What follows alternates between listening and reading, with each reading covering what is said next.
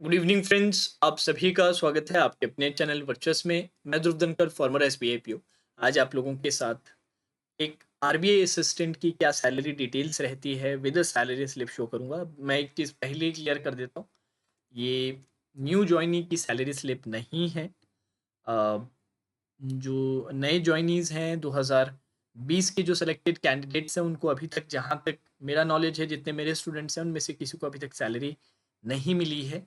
Most probably इस month के and तक, जहाँ तक मुझे बताया गया है, 29 अप्रैल मुझे डेट दी गई है कि सर 29 अप्रैल तक हमें सैलरी मिल जाएगी और 45 डेज़ की सैलरी एक साथ मिलेगी। अब ये जो सैलरी स्लिप है, मार्च की सैलरी स्लिप है, 30 दिनों की सैलरी है। तो सारी डिटेल्स हम अच्छे से देखते हैं। लेट्स चेक इट आउट और जल्दी जल्दी से हम देखेंगे।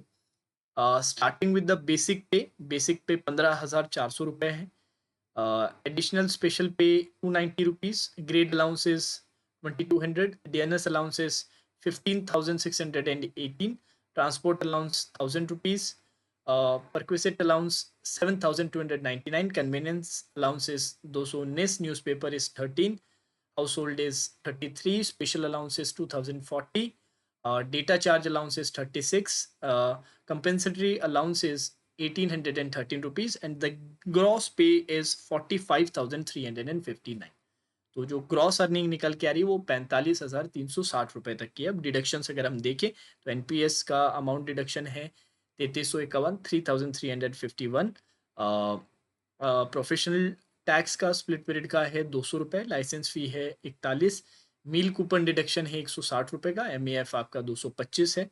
ऑल इंडिया आरबीआई एम्प्लॉयज़ का डिडक्शन है 10 रुपये का, स्पोर्ट्स क्लब का मेंबरशिप है तो वो 10 रुपये का है, और जो इनकम टैक्स लगा है वो 5,611 रुपीज़ का एक हैवी इनकम टैक्स यहाँ पर देखने को मिला। और जो नेट डिडक्शन है वो है 9,608 रुपये।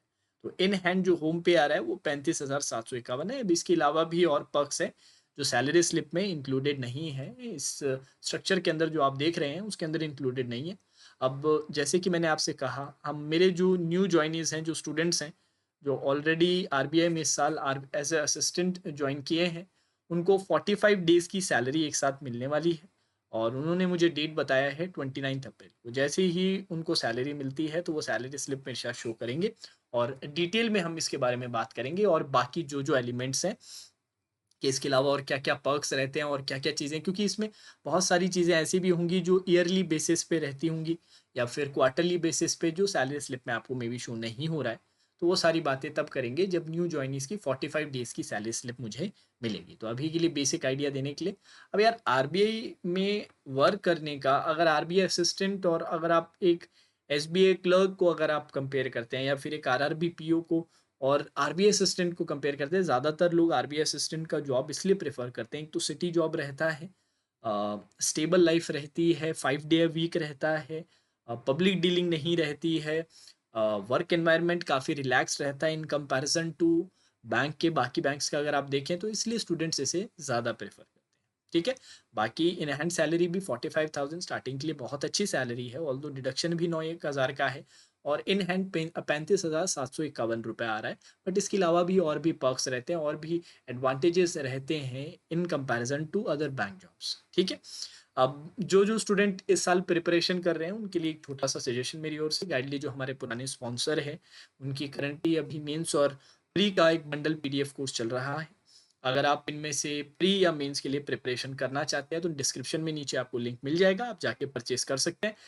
इस कोर्स की वैलिडिटी 1 साल की रहेगी। यहाँ पर अगर आप हमारा कोड वर्चुअस यूज़ करते हैं तो 12% का ऑफ मिलेगा, चाहे आप मेंस का लें चाहे प्री का। तो जाके एक बार चेकआउट ज़रूर कीजिएगा, और एक्स्ट्रा मटेरियल की अगर आपको ज़रूरत है प्रैक्टिस के लिए तो हाईली मैं इसको सजेस्ट करूँगा। ठीक है। Now that's all for today's session. Take care.